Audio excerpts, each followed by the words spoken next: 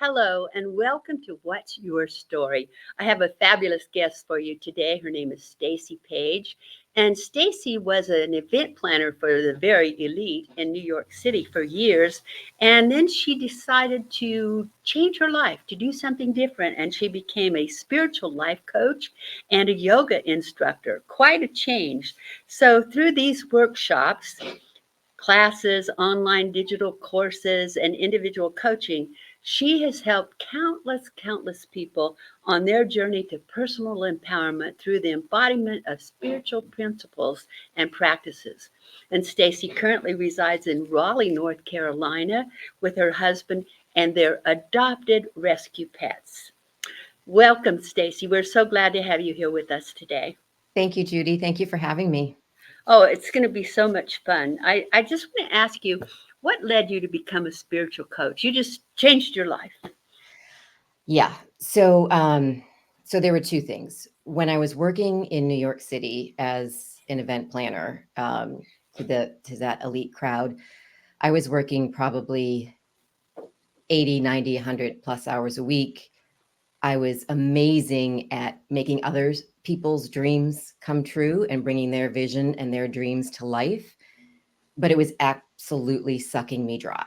Um, I wish I could say that I recognized that and then decided to make a choice. But instead, what happened is one day I literally could not get out of bed.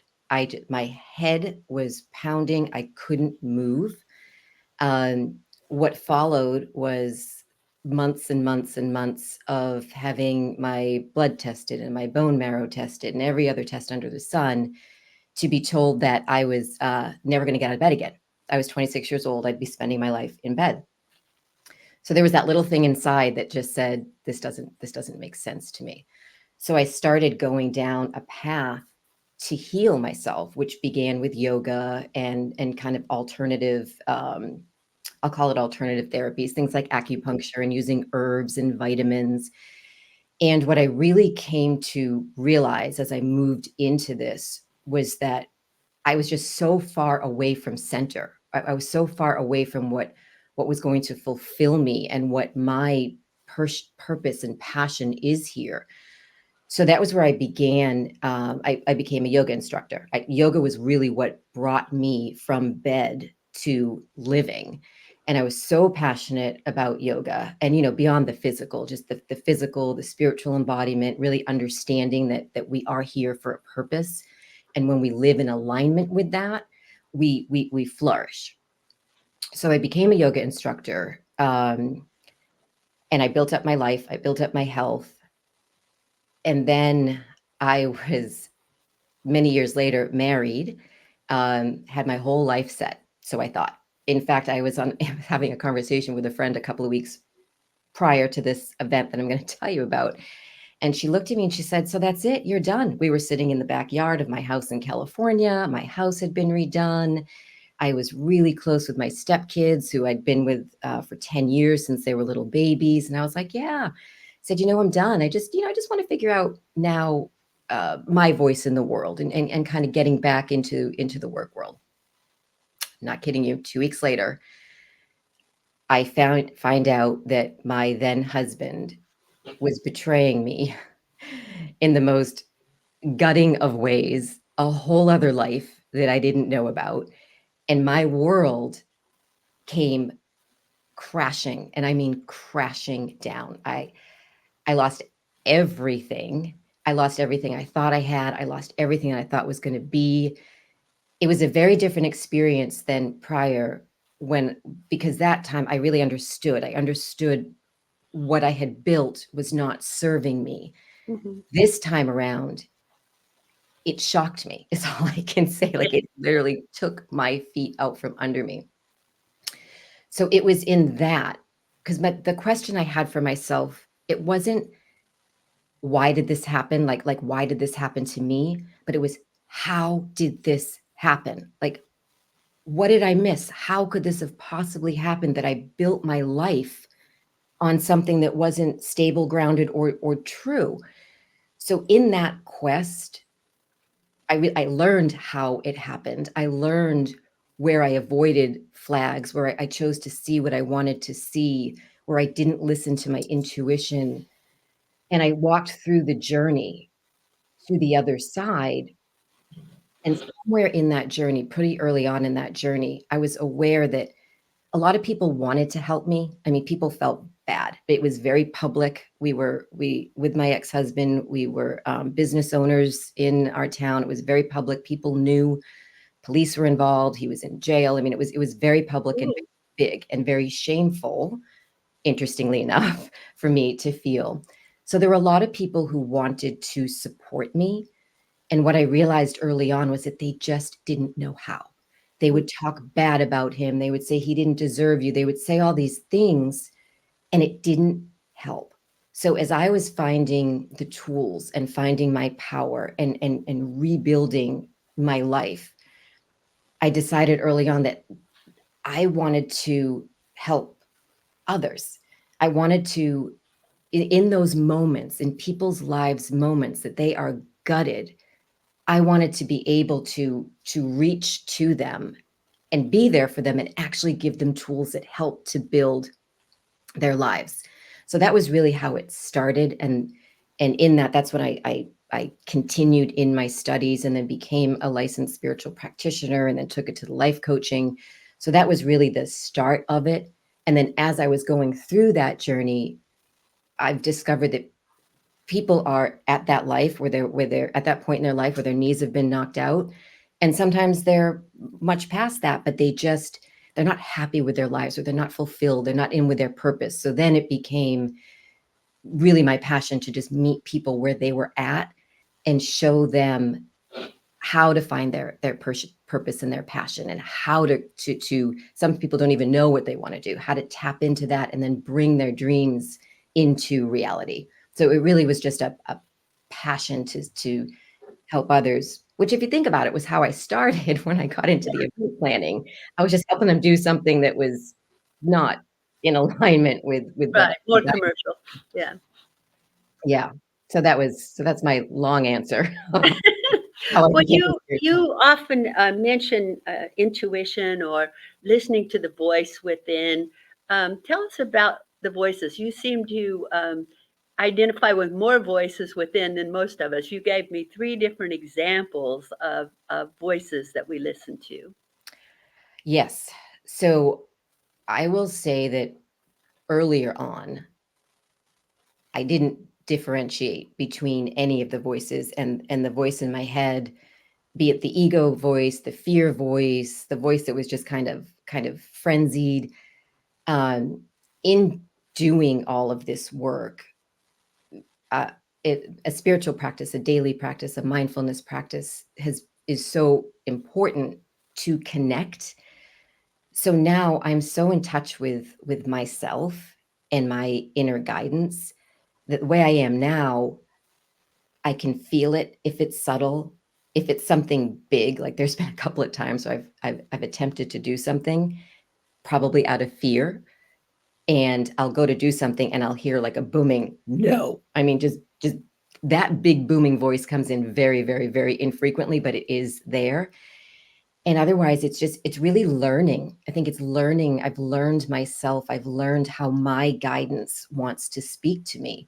And it's often very, very subtle, but it's a feeling. It's something that I feel within my beingness. When it's a yes, I feel. If it's a no, sometimes my head will even shake. And I feel like the way that that happened was just in that daily commitment to myself, my heart, my passion, my life unfolding has allowed me to tap in and know the difference between the crazy frenzied voice up here that's just kind of, throwing stuff against the wall, moving out of fear, lack, limitation, and that part of me that just knows truth, knows where I'm being guided to from the universal Hmm. perspective. Hmm. Hmm. Hmm. What role has forgiveness played in your journey? So forgiveness for me, and I think others, it's really how I free myself and find my power. If I'm walking around with negativity, vengeance, victimness. There is no way possible that I can manifest what I want in my life. There's no way possible that I can live my dreams. And I should say, when I'm talking about forgiveness, I'm talking about spiritual forgiveness, which doesn't say that what my ex-husband or anybody else did was okay. It's not saying they're going to come back into my life. It's just saying I refuse to carry this negativity and anger. I refuse to allow, in this case, his or other people's actions to hold me captive to something other than my highest and fullest and best. So so through the forgiveness, the spiritual forgiveness, and it does happen in layers, I will say. You know, I'll clear something and then I go along my merry way in life, and then I'm butted up against something, and it's like, oh, there's another layer that I'm still holding on to a little of that. So, you know, kind of go through it. So it is absolutely layers, but I feel that forgiveness is truly what allows me to live in freedom, in power, and create what I desire to create in this world. Does it help to stay future focused, to have goals and to look at where we're going rather than looking back? Do the goals help us to not be so resentful about things that have happened in the past because we're focused on something new? I 100% believe that. Um, I'll have a vision for myself, and I always have my eye on the vision. And what I believe is the only time I look back is if there's something I need to extract from it. If there's a lesson I need to extract from it, if there's still some learning from something in the past, then I can dip back in the past to extract that out. And then absolutely staying forward focused on the vision of what I want to bring in. Absolutely. What if I don't know my purpose? How do I go about finding that and setting my goals to go forward? I really believe to find our purpose, and I believe we all have it. And again, it goes back to that daily mindfulness practice, that daily spiritual practice. There are tools in place. There's practices that we can do to really uncover, if we don't know, what it is that our heart desires. And you know, depending, I used to be a very, very, very cerebral person. Everything, and I still am. I think a lot, and that's not where my purpose is going to come from. So I actually, there's some journal prompts that I do with myself, and I always go to another world, another life. So I'll ask myself, if I had everything I needed to succeed, what would I want to do? If I had 5 other lives to lead, what would I want to do? So I give myself permission to play in the questions. And for me, somebody who can be such a thinker, and things would need to be logical, Uh huh. and the passion isn't necessarily logical for most of us. Um, I find that in the daily practice, in the spiritual practice, kind of going into a journaling about, I really want to find my purpose. I really want to find my passion.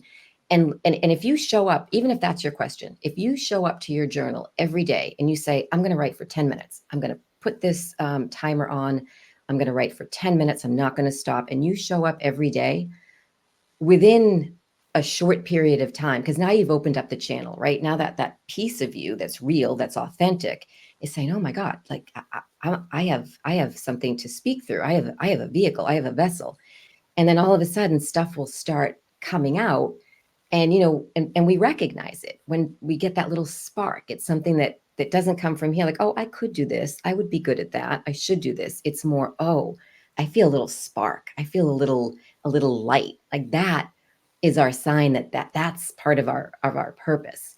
So, you know, going into our just, like I said, even 10 minutes in a journal or meditation, meditate 5 minutes, 10 minutes a day, whatever it is that we can use to spend a little bit of time each day. That purpose will absolutely come forth, because our authentic self, that's what we're here for, and it wants to come forth. We just need to give it some space to let it come Mm-hmm. forth. A lot of us don't do that. We're so busy, busy, being busy that we don't take the time to just be sometimes. 100%. I Yeah. always say to my clients, and I tend to have a lot of busy clients, and I'll say, schedule it in. Just like you're going to schedule in one of your work meetings, schedule in if 30 minutes is too much, 15 minutes, 10 minutes, whatever it is that you can begin with, schedule it in and don't move it because they're like, yeah, I scheduled it, then I moved it when something else. It's like, it is as sacred as your most important business meeting, as your child's doctor's appointment, whatever it is that's sacred to you, that bit of your daily mindfulness practice, daily spiritual practice, make it as important and as sacred. And then everything will flow easier. And that's the thing. Like, everything will flow easier when we give ourselves that little bit of time each day. We're not working as hard. We're not muscling through our days and fighting to bring things into be. Things are much more naturally appearing, and we're recognizing that synchronicity. So I feel like that committing to that daily practice, it's for ourselves, and it benefits anyone and everyone around us as well. I certainly can see how it would. Now, how did you maintain hope and motivation during times when progress seemed slow or progress seemed invisible or when you felt stuck or that nothing was happening? And then I'm asking you this because I want to know for the rest of us, how do we do that as well? So I would say the first thing is to know your why. So before I embark on anything, I always sit down and what is my why? Why do I want this? Whether it be, a fit, healthy body, whether it be a business that you're creating, what's my why? When I have what it is I say that I want, what am I going to get from it? What's my life feel like? What does it look like? So that when you do get stuck, you can you can go back to your why and remember why it is that you're doing it. The other thing that I would say is, as you do your and this is all hand in hand with some of that mindfulness practice, but it's building up the faith. So when we have a daily mindfulness practice, a daily spiritual practice, we truly do come in touch with ourselves, and then we come to understand the power of the universe and the way the universe works. And we truly understand that what our heart desires, the universe also desires for us. So even when it seems like we're stuck, even when it seems like nothing is happening, everything is happening for that highest and best. And in that knowing that, then you can ask the question. Then you can say to the universe, give me a sign that I'm on the right path, or give me my action step. And the universe will always respond. So so for me, it's really those three things. It's, first of all, knowing your why and making sure that this truly is what you want. Understanding that what you want for you, the universe wants for you and is supporting you. And then knowing you can ask. And when you're in that daily practice, you'll ask. And sometimes I've even asked the universe, like, I won't say a specific sign. I'm like, just give me a sign so I know. And then something will come, and you feel it, and you're like, oh yeah, okay, good. And then you can keep moving on. So I would say those three things are so important, especially when you're going to be moving into something that is out of your comfort zone, next level for you, something that you really want, but it scares you a little bit, which of course is where all the good stuff is. Yeah. So when we're feeling stuck, when we're feeling like we don't know what our purpose is, we don't know where to go, we need to change some daily habits. We need to start right away with a daily ritual of something sort of spiritual, whether it's journaling or meditation or something, just Yep, to get quiet and get in that space. Is that what I'm hearing you say? that's it. That's saying it perfectly. Mm. Yes, absolutely. Okay. John, who is the producer here in the television station, and I were just talking about this morning uh, before we even knew what we were going to be talking about with you.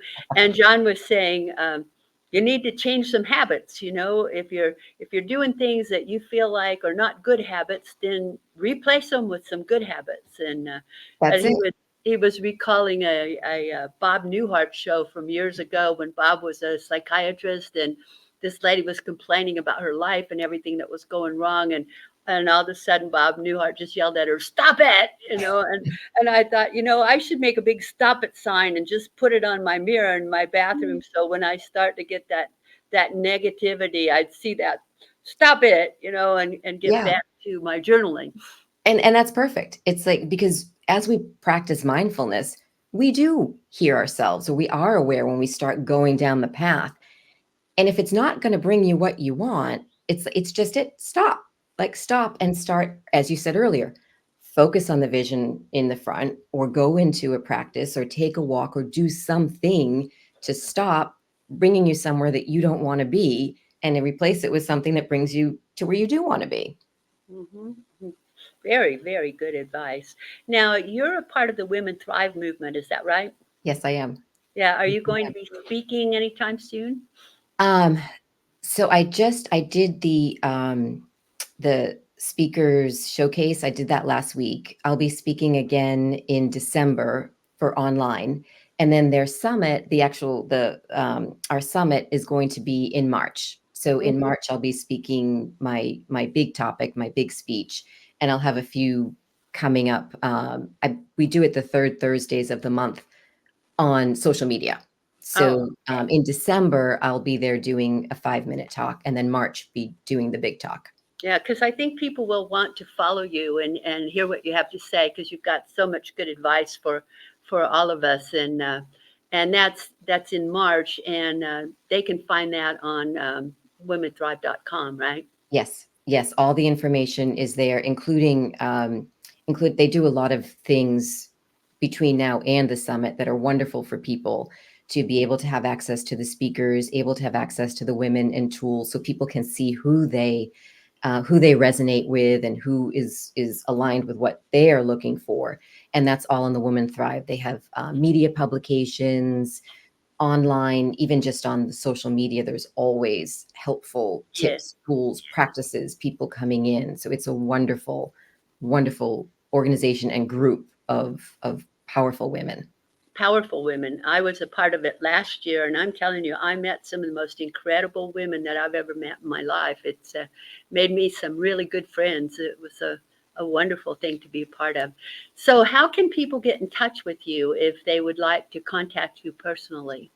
So the best way is my website, staceypaige.com, STACEYPAIGE. Oh, there it is, staceypaige.com.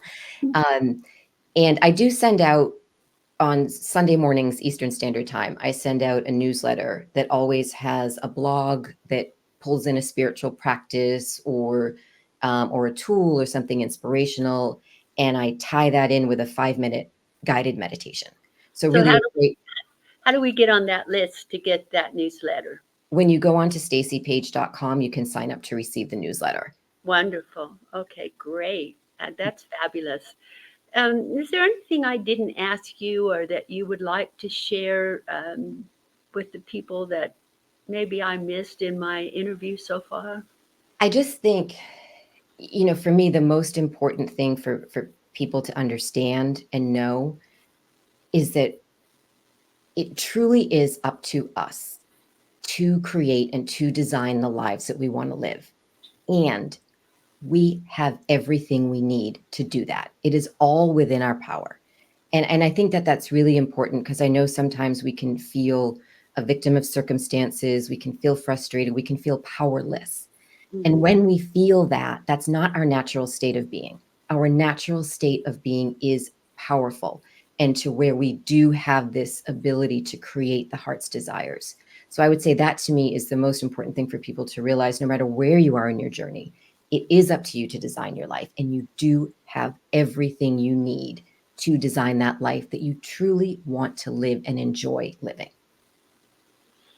What great advice you have available to us. It's wonderful. I'm at an older age now to where I've accomplished everything I ever wanted to accomplish. In fact, I recently finished my bucket list. I did everything that was on it, and then I just kind of sat there and went, "Oh, what do I do now? Do I make a new bucket list or do I kick the bucket? What is it I'm supposed to do at this point?"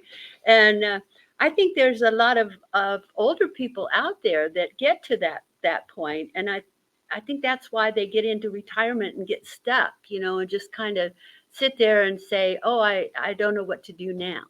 I And completely agree with you. And what a gift that is, to be at a state in your life where you don't have to worry about taking care of kids, or be so frenzied in business, to what a great gift for yourself, and that you could give, anyone can give to the world. And I've had conversations with a lot of people about this, because we talk about how when we see people retire, if they don't get into something that is their passion and being of service, using all that they gathered, the wisdom and everything that they gathered through their lives, if they don't use that in the world, it seems like we just watch them shrivel up in front of our eyes. And sometimes I do think it is as simple as people not realizing that, no, there's so much more in you that is ready. This is such a beautiful time in life to be able to have the freedom to be of service. And I do believe when we're of service to others,